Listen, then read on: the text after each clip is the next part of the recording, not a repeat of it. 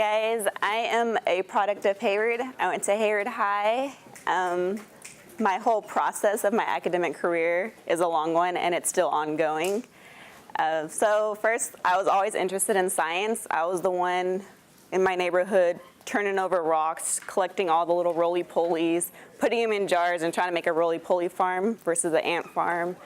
My mom bought me a microscope because that's the only thing I asked for when I was about 7 years old. So I have a microscope at home, lead to say I'm a microbiologist. So yes, I started at Hayward. I was a student athlete. Grades, that's like high school. Don't know really how to study. You're kind of just there just because you're supposed to be there, right? So from high school, I ended up getting a scholarship to UC Dominguez Hills, or no, CSU Dominguez Hills, where it was for basketball. So we're going through that process of the whole California and budget cuts. So ended up, my scholarship got cut. So my whole life I worked towards this goal, and it just demolished between my, like, in an instant. So then I went to CSU East Bay, and I went to school there. I was in the health science field because I told myself, you're not smart enough to do a biology degree. And I believed it. I believed it until 2 years, and I tried to walk onto the basketball team, and again, they told me I was too skinny and I wasn't vocal enough. So from there, I'm getting doors shut left and right in my face, so I came back to Chabot. I did concurrent enrollment at East Bay for my third year, and I came to Chabot. So I took 27 units, played on the basketball team, worked, because obviously my family didn't really have it. From Chabot, I ended up getting a scholarship, another basketball scholarship. And I was headed D1, which is usually like the teams you see on TV, SEC, Louisiana. I was planning on going to Louisiana. And I dislocated my ankle my senior year at Chabot. It still hurts. You know, I always wonder like what would happen if I didn't take that layup to this day. But I guess it all worked out because I still ended up getting a scholarship. I went D2, and that's when they told me they no longer had the health science program. So I had, how many, like 2 scholarships taken away from me, dislocated my ankle, and I was still continuing. Had 3 years of school done, and now I have to start all over at 0 pretty much because they no longer had my major. So that's when I had to take the big step, and I was like, you know what? I just have to do biology because there's nothing else possible that interests me. I don't really like numbers. I got my first D at East Bay because I took macroeconomics as an elective. That was out. Plus, that was my sister's specialty, and I always wanted to create my own path. What else? I don't like reading, let's be honest. Like, who really likes reading like that? So I knew English wasn't for me. And so I was just like, you know, I just have to swallow the bullet and do BS in biology. So I did 3 years at Stanislaus State, and I was on the basketball team. You guys aren't going to believe this. My senior year, after my first season playing, I ended up getting really sick. I was hospitalized. I had a rare condition called Lungwood's angina, which led to me having a tumor in my jaw. I was cut from that basketball program. So with that, fun fact, I only have 22 teeth because I had to remove my teeth. That was like yet another setback. So I continued. I had to retake a whole year of classes because I was drugged and I couldn't study. A lot of the teachers, they didn't give me any sympathy. And I actually got a D in microbiology. You're allowed 1 D, not proud of it, but hey, I got through, got my BS degree. And it's kind of funny that I got a D in microbiology because now I'm a microbiologist. So with all my setbacks, I just want to say, like, just keep going. If you guys have that passion, you guys want to put that work in, just keep doing it. Because eventually it will pay off. And it hasn't paid off quite yet, but I'm working there. So from college, my first job as a microbiologist, it was food micro.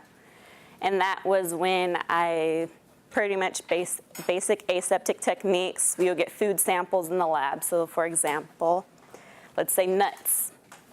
So we'll get nuts, I'll weigh them out, I'll do the certain tests. So we tested for E. coli, O157, which is another form of E. coli, through PCR technique. Everyone's familiar with PCR yet? Yes? No? No? Okay, so PCR is an amplification of the DNA. So essentially you take your nuts and you would put it in a special media. All labs have different media. Let's just say we're testing for Listeria mono, which is a bacteria, foodborne bacteria. And you would incubate it, you get it out the incubator, and then you have your gel electrophoresis. And then you pretty much just pipette into the buffer. You run it through a cycle machine about 2 times, depending on what it is. You put it on the gel, and then you read the gel. It's kind of almost similar to an X-ray, but you're just reading the ladders versus the lines, and how far it amplificates, is that a word? But how far it amplifies is how you know if it's a positive or negative. You'll get there, don't worry. So that was food. I did that for a year, and in my family, they always weren't supportive, I guess you could say. It was like no matter what I did, it was never good enough for my family. So I'm very hard on myself. Very hard, if I could tell you the stories. So after a year, I eventually moved back home, and now I work at an environmental microbiology lab. There we do specialized spore traps, and I can analyze about 120 different spores. And we do maybe about 75 samples a day, so I'm pretty trained with the microscope. We also test for Legionella. That was a different kind of bacteria that's usually in the big water towers, and it can be airborne within the hospitals. That's all I'm really doing right now, but I'm also back at Chabot taking classes because I'm just not where I want to be right now, especially with this economy, trying to get out from under mommy and daddy. That's just me. I'm 26. I feel like it's time. But if I was to tell you guys anything, it would just be have patience. It's very hard to have patience. I still struggle with this patience process and trusting the process, but I think it's very essential because in your 20s, you're kind of just grinding. It's just a constant grind. And then so it'll pay off in your 30s or 40s. You never know. But eventually, like whatever you're working towards, you will achieve it because it's really all in your mind. Like I told myself, I can't. And that's the biggest fall you can ever do. The biggest fall. And I'm thinking about it like right now, it's like, I told myself I can't be a doctor. People told me like, oh, you should be a doctor. You seem like you could be a doctor. And I'm just like, yeah, but don't butt yourself. And there's gonna be people against you, even my own family. They won't know what you're doing or why you're doing it. It's all within you. So you have to trust yourself. Because once you trust yourself, everything else will follow. That's all I have. Any questions? Did you have questions? You said you wanted to be. Well, I'm just taking biology for the first time next semester, and I didn't know, like, as a first-time student, what should I expect, or how should I go in prepared?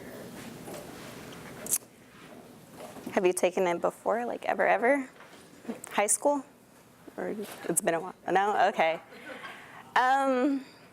There's different ways. I'm the kind of person where I like colors. The colors attract my eyes. So I use a lot of pens and highlighters. And I was taught Cornell notes in high school, but for me, that just was not a process for me.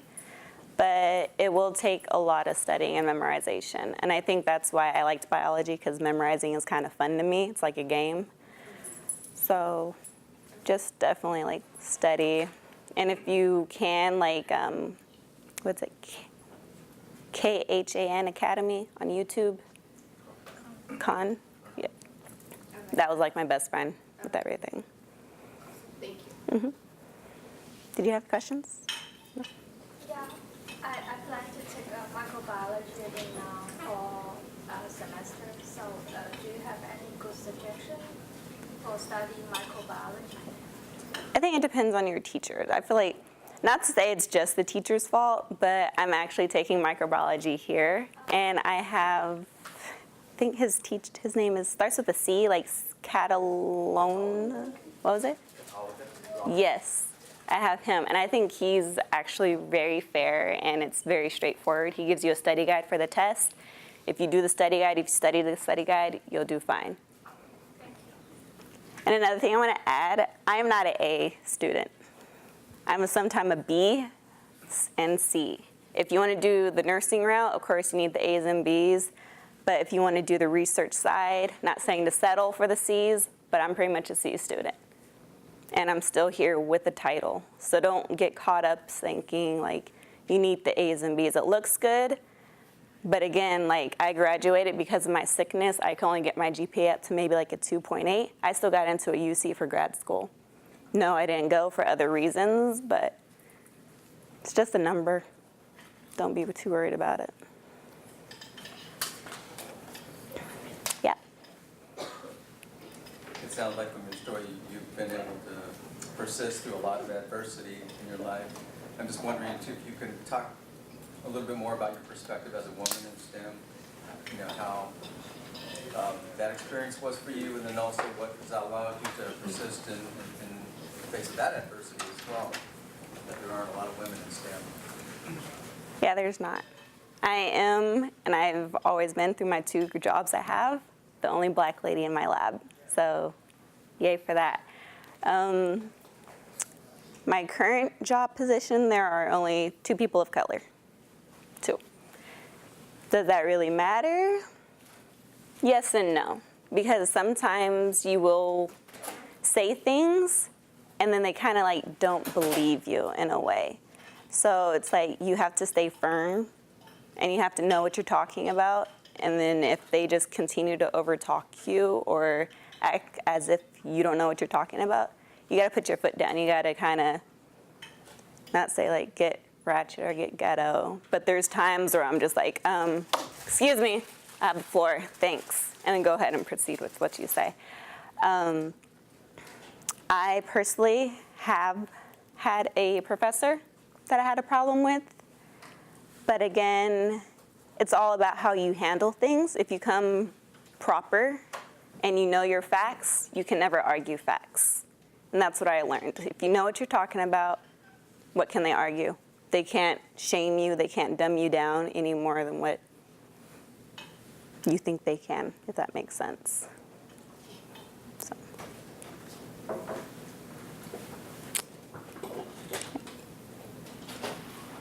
Anyone else? I did. Yeah. You said you did concurrent enrollment. Did you do it from high school to college or college to college? College to college. Okay, because I thought it was only for like high school students to do community college. Nope, I did both.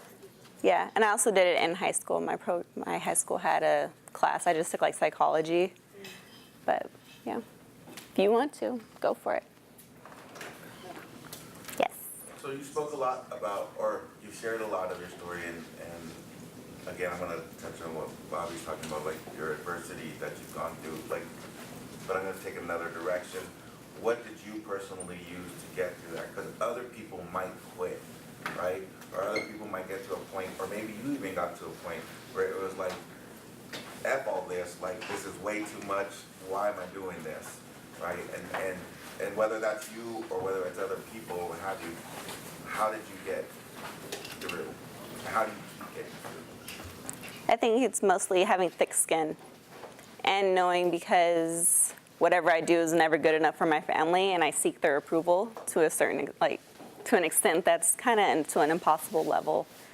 I definitely, like, I would say I have thick skin. You can't really tell me anything, and if I'm wrong, I'll say I'm wrong, but chances are I'm not wrong.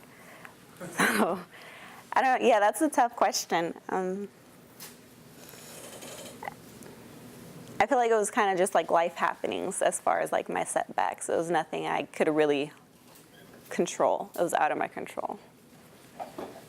So you're saying you worry about the things you could control and the things you couldn't, you didn't? Yeah, because if you worry about the things that you can't control, you add a lot more stress to your plate. And being in science, you're going to be stressed enough. You will be stressed. You will cry. There's my organic chemistry book that is torn. I've tore pages out of that book because you just get so frustrated. But I'm not trying to discourage you. Just know that it can happen and that you just have to work through it. If you have the programs at your schools and your universities, use it. The STEM, I don't even think this was existent when I went here. Tutoring centers, use them, because a lot of the times they're the students who got the A's and B's, and they're just giving back something similar to what I'm doing now, you know. I'll ask you guys a question. So for you, what's your name? Yeah. Dan. Okay. What would you, one thing that you took from everything that I said today? About don't give up in your dream. Just fight for it, and then eventually you will achieve what you've been dreaming about. Essentially, yes. Yep.